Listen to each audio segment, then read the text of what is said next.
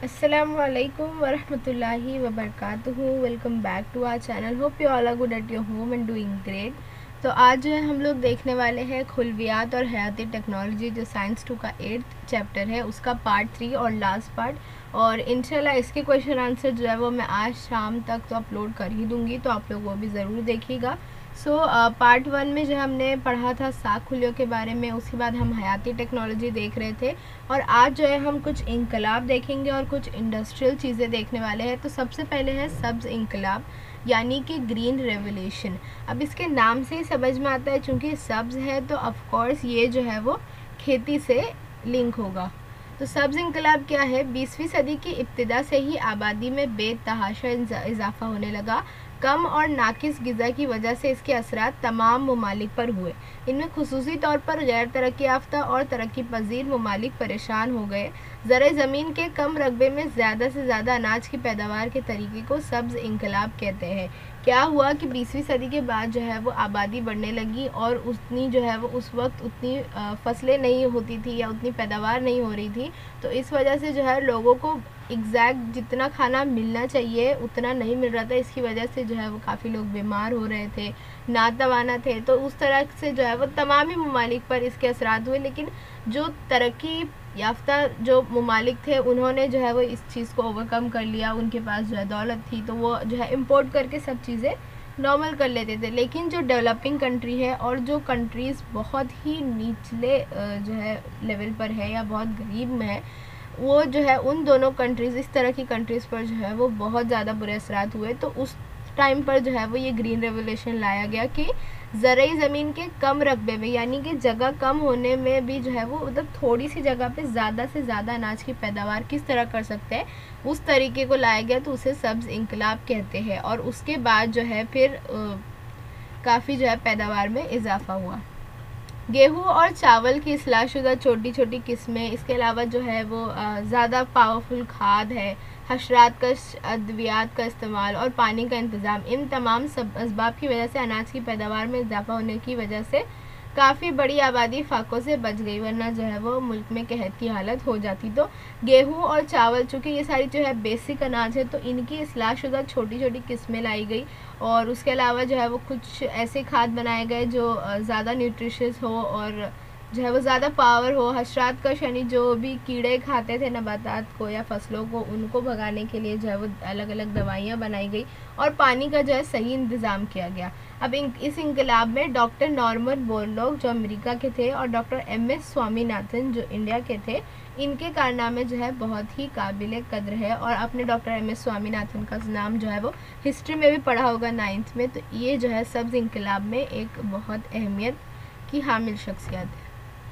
मुख्तलिफ़ फसलों की नई नई अक़साम की तहकीक करके उन्हें तैयार करने के लिए पूरे मुल्क में मुख्तलिफ़ तहकीकाती इदारे और तजुर्बा गाहें काम कर रही है। उसके बाद जो है फिर जैसे जैसे अवेयरनेस फैलती गई, तो अलग अलग जो रिसर्च सेंटर्स खुलते गए, अलग अलग लैब खुलते गए। तो ऐसे ही जो है कुछ लैब है, जैसे इंडिया में Indian agriculture research institute IARI जो दिल्ली में है। इसके अलावा लींबू की जमात का कौमी तहकीकी इदारा ICAR में CCRI, और उसकी मुख्तलिफ जो है शाखें हैं जो अलग अलग तरह की नबातात पर जो है रिसर्च करती है।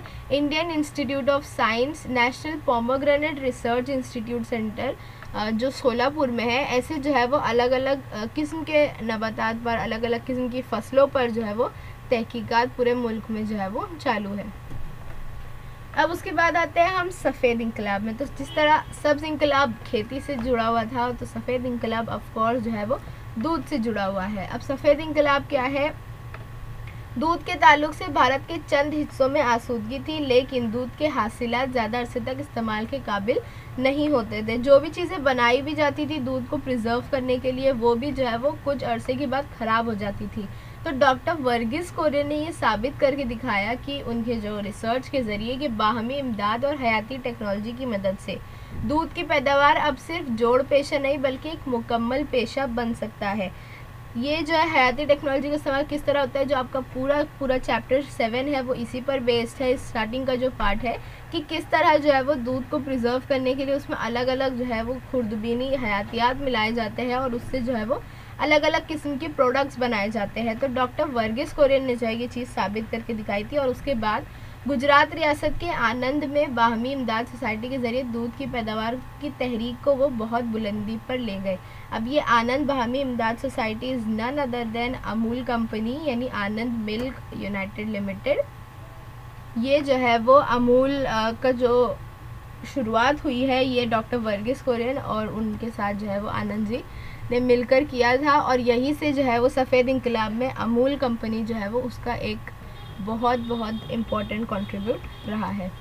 दूध की पैदावार में खुद कफीली के हुसूल के लिए इसमें क्वालिटी कंट्रोल, दूध से बनी हुई दीगर अशिया की पैदावार और उनकी निगहदाश्त पर हैती टेक्नोलॉजी का पूरा इस्तेमाल करके नए उन्होंने तजुर्बात किए। अलग अलग किस्म की मशीनें बनाई गई, अलग अलग किस्म की जो है वो चेक करने वाली मशीनें बनाई गई। और आपने कभी डिस्कवरी वगैरह पर देखा हो जो इस तरह की फैक्ट्रीज़ जो होती है, जो डेयरी प्रोडक्ट्स की फैक्ट्रीज होती है, तो उसमें आपको जो है वो बहुत सी ऐसी मशीनें मिलेगी जो हर एक मोड़ पर जो है वो उस प्रोडक्ट या जो भी वो चीज़ अब तक बनी है उसकी जो है वो क्वालिटी चेक करती है, और उसमें जो है वो किस किस्म की ताकत है या किस किस्म की नुकसानदा खुर्दबीन, सब चीज़ की जो है वो चेकिंग वहाँ पर होती है। तो इन सारी चीज़ों का जो है वो सफ़ेद इंकलाब में इस्तेमाल हुआ, और एक जो है उस वक्त टैगलाइन चलती थी, हमारा मुल्क हमारा मिल्क।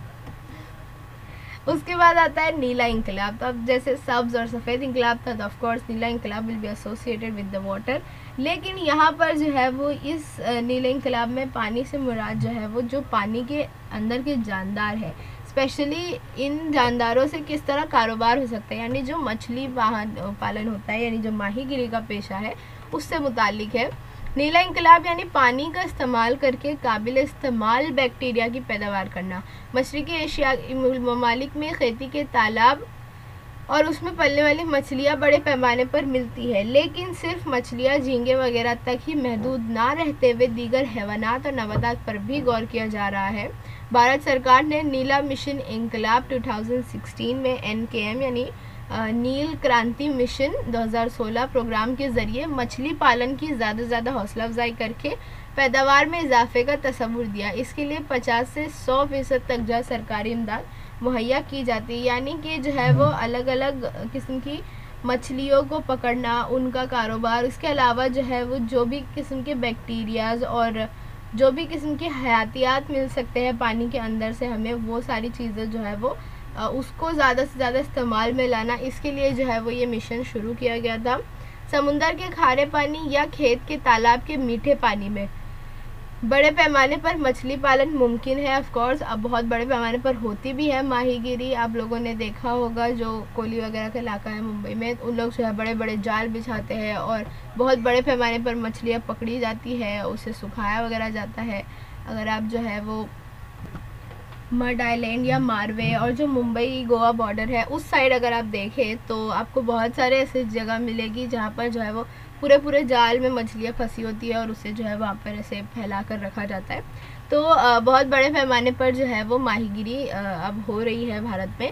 रोहू, कटला जैसे मीठे पानी की मछली या झींगा, शेंडी जैसी खारे पानी की पैदावार अब जो है बड़े पैमाने पर हासिल होने लगी है।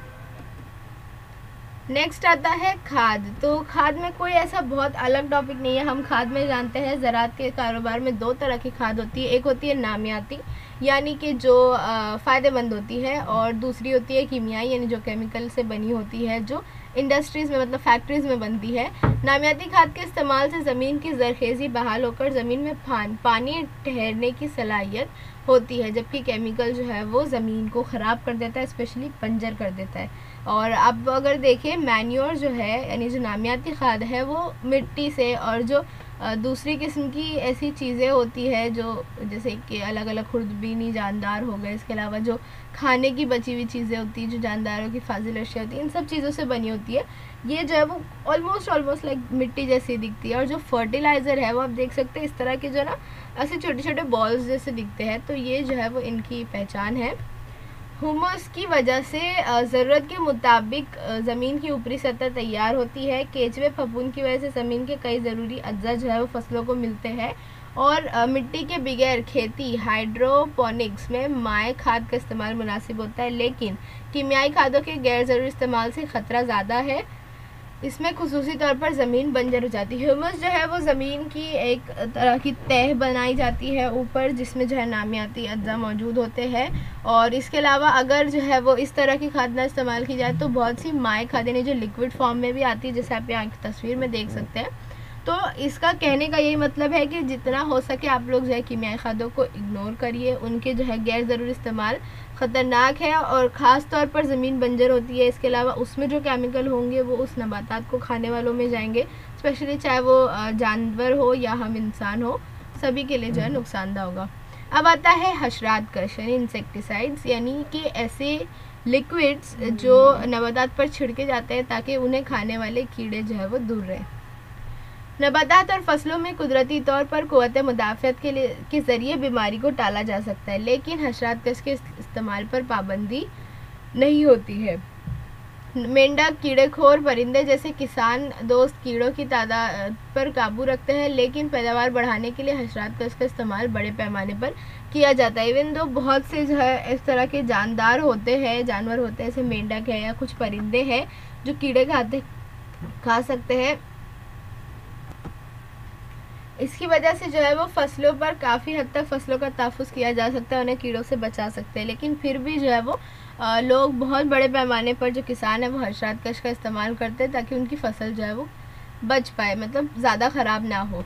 हशरात कश अद्वियात भी जो है एक किस्म का जहर ही है जो पानी और ग़िज़ा के ज़रिए ग़िज़ा की नाली में जाते हैं, जिसकी वजह से हयाती जहर में ज़्यादती होती है। डीडीटी, मेलाचियान, क्लोरोपायरीफाइस जैसे कई हशरात कश अद्वियात नुकसानदा पाई गई है। यानी ओवरऑल जो है वो अगर वो किसी कीड़े को जो है वो नुकसान पहुंचा रही तो उसका कोई ना कोई असर, यानी वो दवा अगर इंसानी बॉडी में भी जाएगी तब भी जो है वो उसका कोई ना कोई जो है साइड इफ़ेक्ट होगा। और ऐसी बहुत सी हशरात कश जो है दवाएँ हैं जिसकी चेकिंग पर पता चला है कि ये जो है वो इंसान के लिए भी नुकसानदा है। अब आता है नामियाती काश्तकारी यानी ऑर्गेनिक फार्मिंग पर। आजकल नामियाती खेती और नामियाती पैदावार ये अल्फाज जो है बहुत आम हो चुके हैं, स्पेशली ऑर्गेनिक बोलकर जो है आप लोगों ने काफ़ी बार देखा होगा। बाज़ारों में भी बहुत सारी जगहों पर नामियाती पैदावार अब मुहैया है और इसकी मांग जो है दिन ब दिन बढ़ती जा रही है। ज़राअत करते वक्त कीमियाई खाद और जरासीम कश दवा का बेजा इस्तेमाल बेहद आम हो गया है। जैसे हमने अभी पीछे पढ़ा कि बहुत से जो है वो किसान नहीं इतना ध्यान देते, बस जो उन्हें मिला और उसी तरह के प्रोडक्ट्स डाल देते हैं। ये जहरीले मादे ग़िज़ा और पानी के ज़रिए हम इंसानों तक पहुँचते हैं और उसके कई मुज़िर असरात इंसान पर और माहौल पर नज़र आ रहे हैं। इंसान पर इस तरह की उनकी बॉडी में जाकर ये मादे जो है वो अलग अलग पार्ट्स को नुकसान पहुँचाते हैं, और माहौल पर इस तरह की जो है ज़मीन ख़राब होती है, मिट्टी ख़राब होती है, ज़मीन बंजर हो जाती है। तो इस तरह से जो है वो इसका नुकसान अब देखने नज़र आ रहा है। ज़मीन की ज़रखेज़ी और फसलों पर कीड़ों के फैलाव के ताल्लुक से कई मसाइल पैदा हुए हैं। उसका तदारुक करने के लिए आज किसान बड़े पैमाने पर नामियाती ज़राअत की जानिब जो है वो मुतवज्जा हो रहे हैं। इसमें खुसूसी तौर पर जो है वो कीमियाई खाद और जरासीम कशी, यही दो चीज़ें जो है वो बदली गई है। इसमें जो है मुकम्मल तौर पर इन चीज़ों पर परहेज़ किया गया, यानी बिल्कुल जो है ये इस्तेमाल नहीं होता, और उसके बजाय क़ुव्वत बख्श देसी तरीके इस्तेमाल करके कुदरती तवाज़ुन को बरकरार रखकर ज़राअत को माहौल दोस्त बना रहे हैं। यानी जो हमने नामियाती खाद देखी उस तरह से जो है वो अलग अलग प्रोडक्ट्स बनाए जा रहे हैं जो कीमियाई खाद और जरासीम कश को जो है वो रिप्लेस कर सकते हैं। यकीनन ये एक काबिल तहसीन कदम है, क्योंकि इससे जो है ना सिर्फ हमारी फसलें बहुत ही ज़्यादा साफ़ होगी और कम नुकसानदेह होगी, बल्कि हमारी ज़मीन भी जो है वो सही रहेगी। अब आते हैं शहद की मक्खी पालन। आप लोगों ने आई डोंट नो, मेरे साथ तो काफ़ी बार हुआ है, आप लोगों की बिल्डिंग में, सोसाइटी में जो है कहीं पर जो है शहद की मक्खी का छत्ता हो और उसे निकालने के लिए लोग आए और आपको कहा गया हो कि खिड़कियां जो है बंद कर ले, हम लोग छत्ता निकालने वाले हैं। तो छत्ता जो है वो इस तरह निकाला जाता है कि जो बहुत ही गलत तरीका है कि धुआं करके जो है वो मक्खियों को भगाते हैं और फिर जो है वो उस छत्ते को निकाल लेते हैं। लेकिन इस तरीके से क्या होता है, एक तो छत्ते भी नुकसान होता है, ऊपर से जो शहद की मक्खियाँ हैं वो भी जो है वो मर जाती है। तो अब क्या किया जाता है, कुछ इस तरह के जो है वो मसनूई डब्बे आते हैं, ये बॉक्सेस आते हैं, इसमें जो है वो शहद की मक्खियों को पाला जाता है और उसके बाद जो है वो उन्हें निकाल कर उसमें से शहद जो है वो अलग कर दिया जाता है। तो ये जो है वो इस तरह से शहद की मक्खियों का नुकसान भी नहीं होता और हमें जो है शहद भी हासिल हो जाता है। अब है अद्वियाती काश्तकारी। अद्वियाती यानी मेडिसिन, काश्तकारी यानी फार्मिंग। लेकिन इसका मतलब ये नहीं है कि दवाओं की खेती की जा रही है, इसका मतलब ऐसे नबातात की खेती करना जो दवाओं के तौर पर इस्तेमाल होते हैं।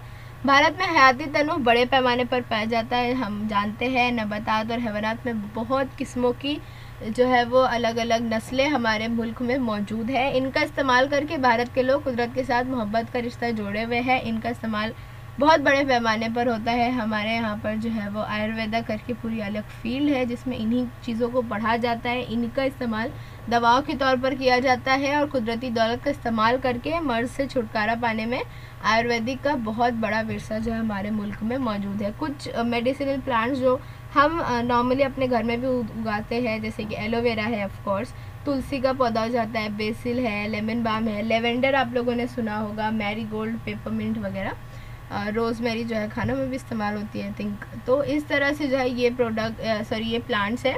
आयुर्वेद में बयान की गई अद्वियाती नबातात पहले जंगलों से हासिल की जाती थी, जिसे हम मोस्टली जड़ी बूटियाँ के नाम से जानते हैं।